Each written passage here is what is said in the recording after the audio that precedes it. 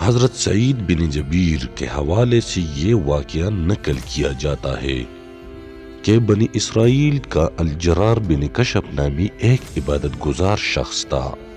وہ دن بھر روزہ رکھتا اور رات بھر عبادت کرتا تھا۔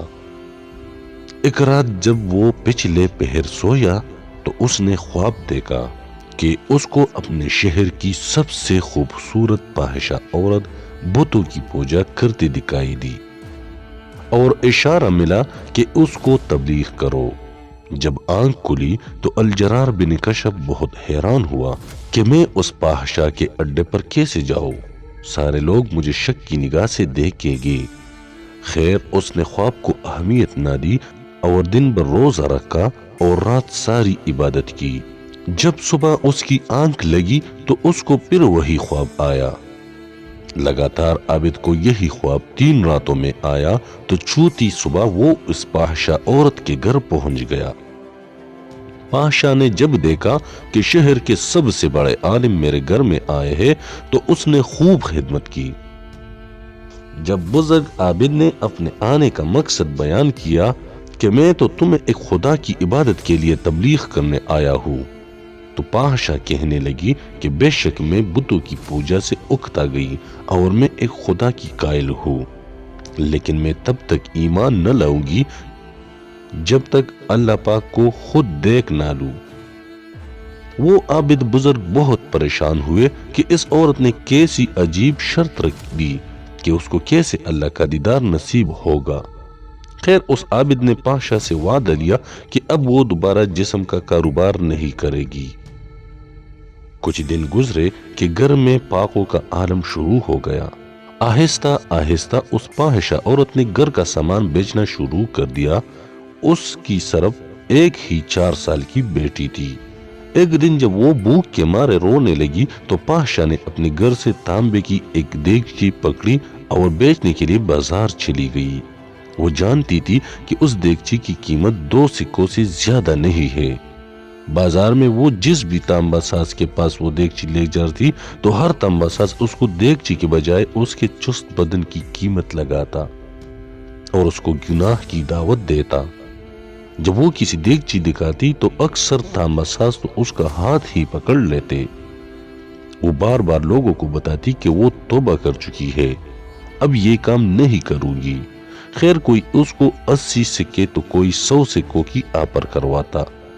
وہ یہ جان چکی تھی کہ یہ لوگ ہوش کے پجاری ہے، بس میرے جسم کی ہی قیمت لگا رہی ہے، جبکہ اس دیگچی کی قیمت تو صرف 2 سکے ہے۔ وہ مایوسی کے عالم میں یہ سوچتی ہوئی بازار سے نکل رہی تھی کہ یہ کیسے ایمان والے لوگ ہیں جو مجبور یا خریدنے بیٹھے ہیں۔ اس سے بہتر تو یہی ہے کہ میں بھی ایمان رہی ہوں۔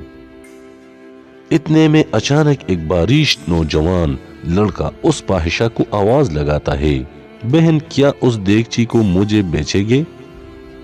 یہ بازار کی بالکل آخری دکان تھی۔ فاحشہ عورت نے دیگچی اس کی میز پر رکھ دی۔ اس باریش لڑکے نے دیگچی کو الٹ پلٹ کر دیکھا اور بنا فاحشہ کے چہرے پر نظر ڈالے 2 سکے میز پر رکھ دیے۔ اس عورت نے سکے اٹھائے اور گھر آ گئی۔ وہ اس لڑکے کے رویے سے بہت متاثر ہوئی کہ چلو کوئی تو ملا جس نے میری شکل و صورت کے نہیں بالکل دیگچی کے ہی پیسے ہی دیے۔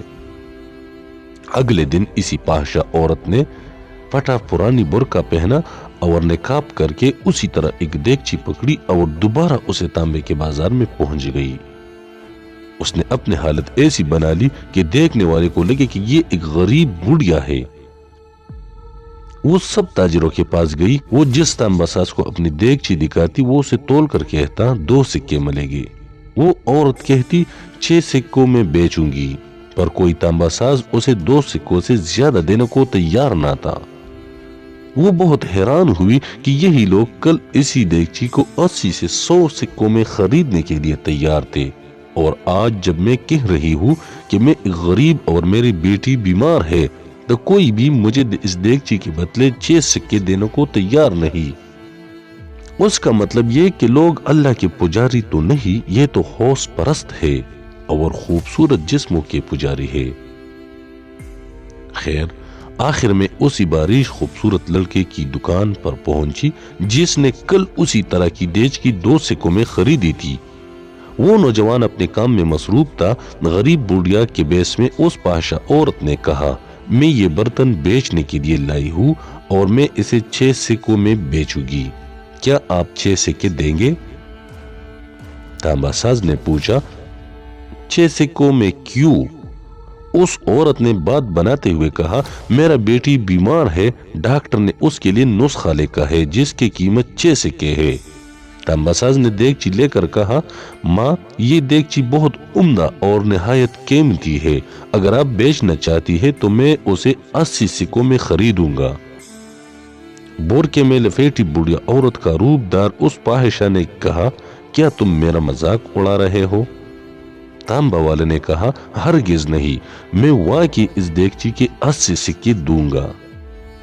یہ کہہ کر اس نے برتن لیا اور بوڑھی عورت کے ہاتھ میں 80 سکے رکھ دیے۔ بوڑھی عورت بہت حیران ہوئی، دعا دیتی ہوئی جلدی اپنی گھر کی طرف چل پڑی۔ الجرار بن کشب جنہوں نے اس پاہشہ کو ایمان لانے کو کہا تھا، اس عورت نے یہ شرط رکھی تھی کہ جب تک میں اللہ کو نہ دیکھ لوں تو میں ایمان نہ لاؤں گی۔ وہ عابد کہتے ہیں کہ دونوں دن اس عورت کے ساتھ ہونے والے واقعات میں نے بھی اپنی آنکھوں سے دیکھے تھے۔ اتفاق سے میں دونوں دن اسی بازار میں تھا۔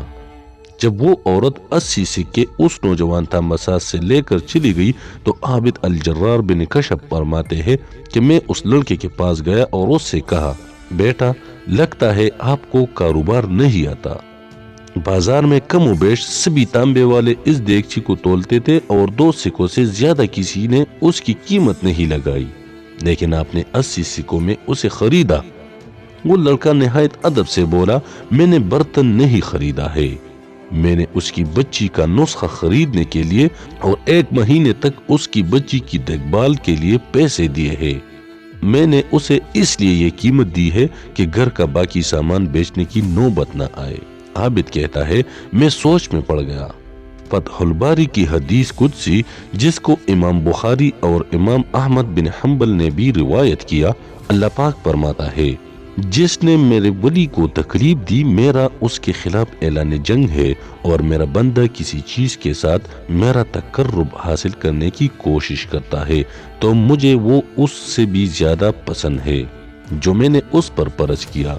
میرا بندہ جب نوافل کے ساتھ میرا قرب حاصل کرتا ہے تو میں اس سے محبت کرنے لگتا ہوں، اور جب میں اس سے محبت کرنے لگوں تو اس کا کان بن جاتا ہوں جس سے وہ سنتا، اور میں اس کا آنکھ بن جاتا ہوں جس سے وہ دیکھتا، اور اس کا ہاتھ بن جاتا ہوں جس سے وہ پکڑتا ہے، اس کا قدم بن جاتا ہوں جس سے وہ چلتا ہے، اور جب وہ مجھ سے مانگتا ہے تو میں اسے دے دیتا ہوں، اور جب بخشش طلب کرتا ہوں تو میں اسے بخشش دیتا ہوں، اور جب میری پناہ میں آنا چاہتا ہے تو میں اسے پناہ دیتا ہوں۔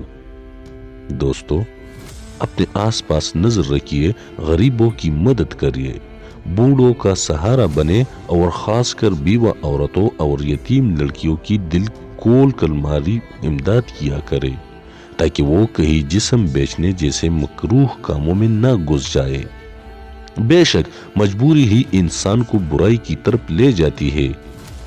آئیے آج سے ہی عہد کرتے ہیں کہ ہم صدقہ و خیرات کو اپنی زندگی کا ایک خاص مقصد بنا لیں گے۔ اے اللہ پاک اس ویڈیو کے تمام سننے والوں کے گناہ معاف فرما دے اور بروز قیامت ہمارے حساب میں نرمی فرما دے۔